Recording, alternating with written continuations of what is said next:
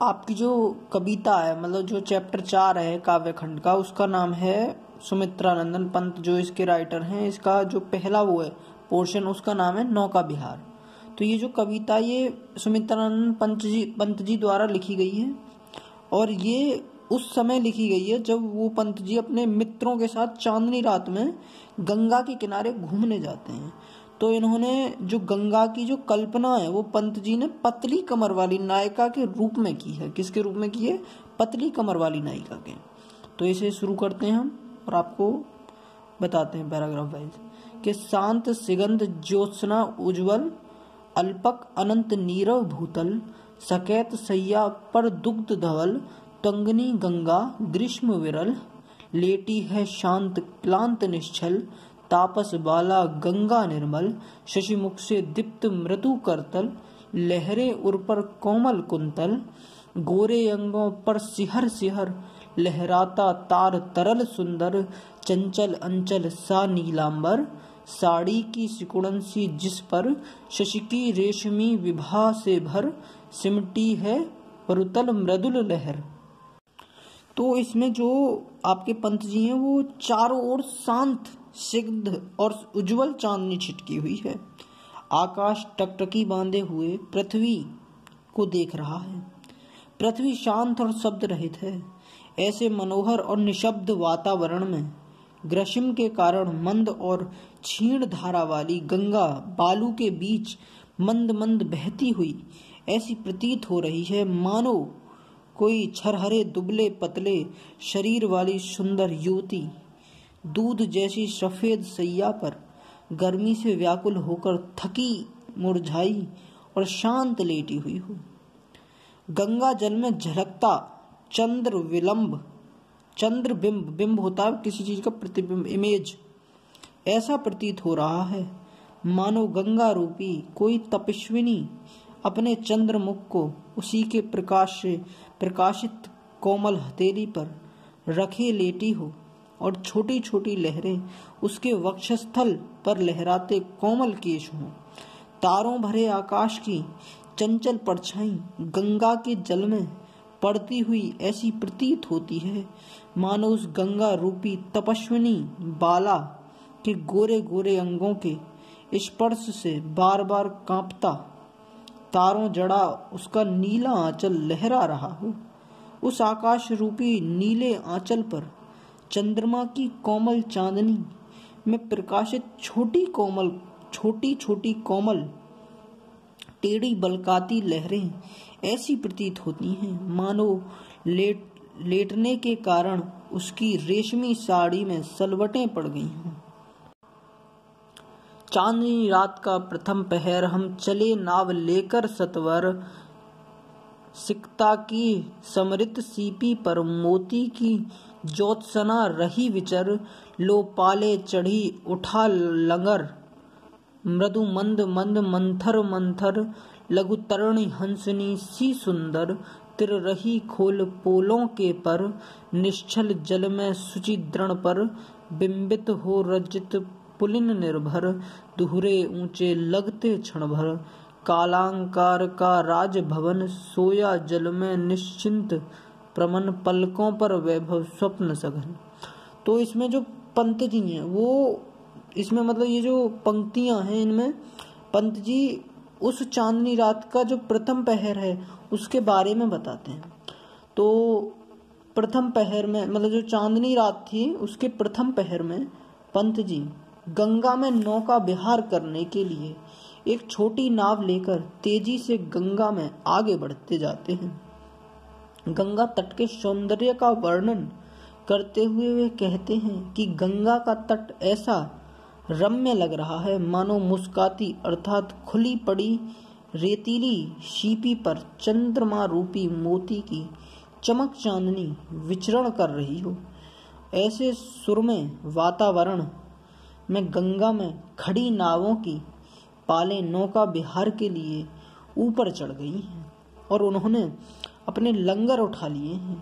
कहने का जो मेरा आशय है, जो मतलब कवि इसमें कहना चाहता है वो यही कि एक साथ अनेक नावें नौका विहार के लिए गंगा तट से गंगा मंथर गति से धीरे धीरे गंगा में तैरने लगी। गंगा का जल शांत और निश्चल है, जो दर्पण के समान सुशोभित है। उस जल रूपी स्वच्छ दर्पण में चांदनी में नहाया रेतीला तट प्रतिबिंबित होकर दोगुने परिमाण में व्यक्त हो रहा है, मानो वह राजभवन गंगा रूपी शैया पर निश्चिंत होकर, मतलब जिसमें कोई चिंता ना हो, निश्चिंत मतलब किसी की ना फिक्र ना टेंशन कुछ नहीं होकर सो रहा है, और उसकी झुकी पलकें तथा शांत मन मानो वैभव स्वप्न तैर रहे हैं। तो आगे है आपका कि नौका में उठती जल हिलोर, हिल पड़ते नभ के ओर छोर, विस्फारित नैनों से निश्चल, कुछ खोज रहे चल तारक दल, ज्योतित कर नभ का अंतस्थल, जिनके लघु द्वीपों को चंचल अचल की ओट किए अविरल, फिरती लहरें लुक छिप पल पल, सामने शुक्र की छवि झलमल, पैरती परीशी जल में कल, रूप हरे कचों में से हो ओझल। तो ये जो हैं इसमें जो पंत जी हैं वो उस समय की बात बताते हैं जब गंगा में लहरें उठती हैं ना, तो किस तरह से क्या होता है तो उस बारे में बताते हैं। तो जो गंगा में जो लहरें उठने वाली लहरों के कारण गंगा में प्रतिबिंब सारा आकाश हिल उठता है। गंगा का जल शांत हो जाने पर उसमें प्रतिबिंबित तारों की परछाई ऐसी प्रतीत होती है मानो तारे जल के अंदर के भाग को आलोकित करके उससे अपनी आंखें फाड़ फाड़ कर कुछ खोज रहे हों। इन तारों रूपी लघु दीपों को छिपाए हुए गंगा की चपल लहरें इधर उधर छिपती हुई सी प्रतीत हो रही हैं। सामने ही शुक्र तारा झिलमिला रहा है और उसकी शोभा जल में प्रतिबिंबित होकर परी सी तैर रही है, जो कभी कभी चांद जैसे रूपले बालों अर्थात गंगा की लहरों में छिप जाती है। अपने यौवन से अनभिज्ञ नायिका जिस प्रकार कभी अपना सुंदर मुख घूंघट में छिपा लेती है और कभी घूंघट उखाड़ लेती है, उसी प्रकार गंगा में प्रतिबिंब दशमी का चंद्र भी कभी अपना तिरछा मुख दिखा देता है और कभी लहरों की चंचलता के कारण छिप जाता है। लहरों के घूंघट से झुक झुक दशमी का शीश निज तिर्यक मुख दिखलाता मुग्ध सा रुक रुक, जब पहुंची चपला बीच धार छिप गया चांदनी का कगार, दो बाहों से दूरस्थ तीर धारा का कृश कोमल शरीर, आलिंगन करने को अधीर अति दूर क्षितिज पर विपट माल लगती भ्रू रेखा शी अराल, अल्पक नभ नील नयन विशाल, माँ के उर पर शिशुषा समीप सोया धरा में एक द्वीप, उर्मिल प्रवाह को कर प्रतीप, वह कौन विहग क्या विकल कोक उड़ता हरने निज विरह शोक, छाया की को विलोक। तो इसमें जो पंत जी हैं वो जब की बात बताते हैं जब गंगा में जो नौका है वो बीच में पहुंच जाती है। तो इसमें बताते हैं जब हमारी नौका, मतलब वो जो कहते हैं पंत जी कहते हैं कि जब हमारी नौका गंगा की बीच धार में पहुंचती है तो हमारी दृष्टि से चंद्रमा की चांदनी से चमकता हुआ रेतीला कगार, मतलब जो तट था वो ओझल हो गया, उन्हें दिखाई नहीं दे रहा था कि कहाँ गया तट। उस समय दूर दूर स्थित गंगा के दोनों तट फैली हुई दो बाहों के समान प्रतीत हो रहे थे और वे गंगा की धारा के क्षीण काय कोमल नारी शरीर से आलिंगन बद्ध होने के लिए अधीर हो रहे थे। बहुत दूर क्षितिज पर वृक्षों की वह पंक्ति थी जो धरती की छटा को अल्पक निहारते हुए आकाश के नीलवर्णी और विशाल नयन की तिरछी भौं के समान दिखाई दे रही थी। गंगा की धारा के पास में ही एक छोटा सा द्वीप था जो लहरों के प्रवाह को रोककर उलट देता था। वह छोटा सा शांत द्वीप ऐसा प्रतीत हो रहा था जैसे कोई छोटा सा शिशु अपनी माँ की छाती से चिपक कर सोया हुआ हो। जो गंगा के जल में पड़े अपने प्रतिबिंब को ही चकवी समझ बैठा है और अपना विरह वेदना को मिटाने तथा उससे मिलने हेतु उड़ जा रहा है। तो आगे है आपका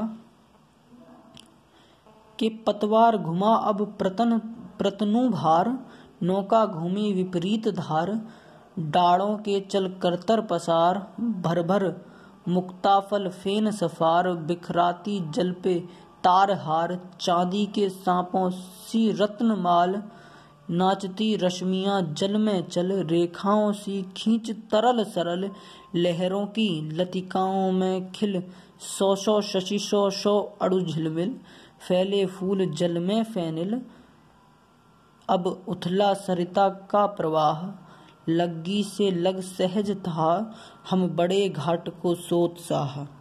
तो इसमें जो पंत जी हैं वो कहते हैं कि बीच धार में पहुंचकर गंगा के अथाह जल में हमारी नौका का भार बहुत अधिक कम हो गया।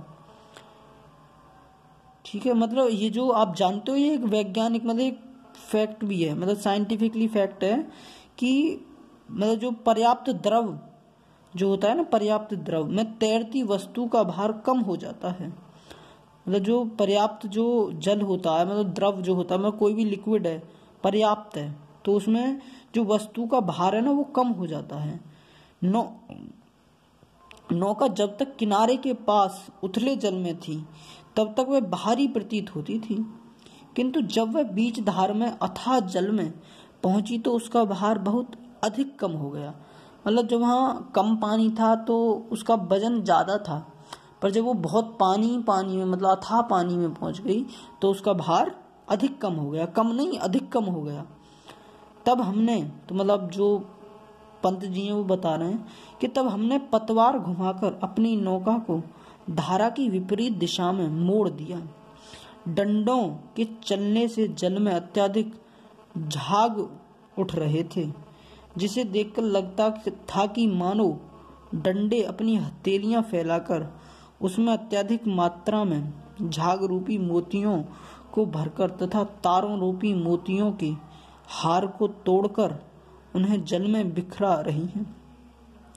पतवारों के संचालन से शांत जल में लहरें उठ रही हैं, जो चांदनी के सांपों के समान आगे को रेंगती लगती हैं। लहरों के कारण चंचल जल में चंद्रमा की किरणें ऐसे नाचती प्रतीत होती हैं मानो उस तरल जल में अनगिनत सीधी रेखाएं खिंच रही हों।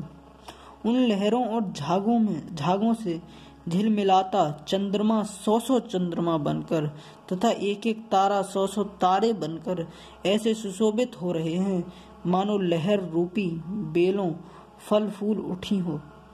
पंत जी कहते हैं कि अब हम अपनी नौका को धारा के बीच निकालकर किनारे पर स्थित घाट की ओर चल पड़े। हम जैसे जैसे किनारे की ओर बढ़ते जाते वैसे वैसे जल उथला होता जाता और जल की गति भी अपेक्षाकृत कम होती जाती।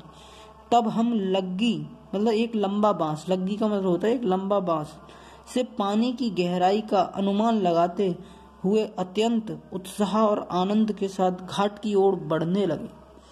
तो आपका आगे है, अब आपका लास्ट पैराग्राफ बचा, ये जो आपकी नौका विहार है उसका लास्ट पैराग्राफ बचा है कि ज्यों लगती है नाव पार, उर्मे आलोकित शत विचार, इस धराशी ही जग का क्रम, शाश्वत इस जीवन का उद्गम, शाश्वत है गति शाश्वत संगम, शाश्वत नभ का नीला विकास, शाश्वत शशि का यह रजत हास, शाश्वत लघु लहरों का विलास, हे जग जीवन के कर्णधार, चिर जन्म मरण के आर पार, शाश्वत जीवन नौका विहार, मैं भूल गया अस्तित्व ज्ञान, जीवन का यह शाश्वत प्रणाम, करता मुझको अमृत वदान, करता मुझको अमृत वदान। तो इसमें जो कवि मतलब जो आपके पंत जी हैं वो कहते हैं कि जैसे जैसे हमारी नौका दूसरे किनारे की ओर बढ़ती जाती है वैसे वैसे ही हमारे हृदय में सैकड़ों विचार उठने लगते हैं और हम सोचते हैं कि इस संसार का क्रम भी इस जलधारा के समान ही है। जिस प्रकार धारा निरंतर बहती चली आ रही है, कभी समाप्त नहीं होती, और जल आगे बह जाता है, उसका स्थान पीछे से आ रहा जल ले लेता है। उसी प्रकार जीवन का उद्गम भी शाश्वत है। जल धारा के समान ही जीवन की गति तथा मिलन भी शाश्वत है। अर्थात जीवन का यह क्रम कभी न टूटने वाला है।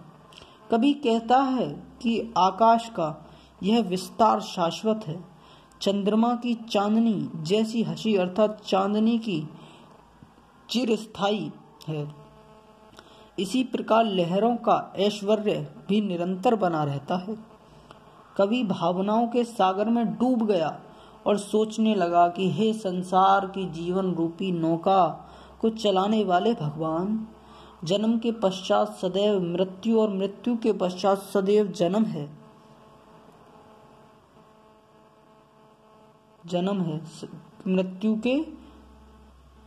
मृत्यु के पश्चात सदैव जन्म और जन्म के पश्चात सदैव मृत्यु है।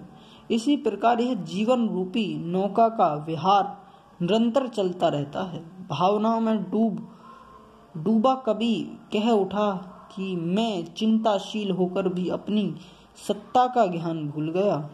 जीवन की शाश्वत का जलधारा रूपी यह प्रमाण ही मुझे अमृतत्व प्रदान करता है। तो बस ये आपका जो एक पोर्शन था वो खत्म हो चुका है।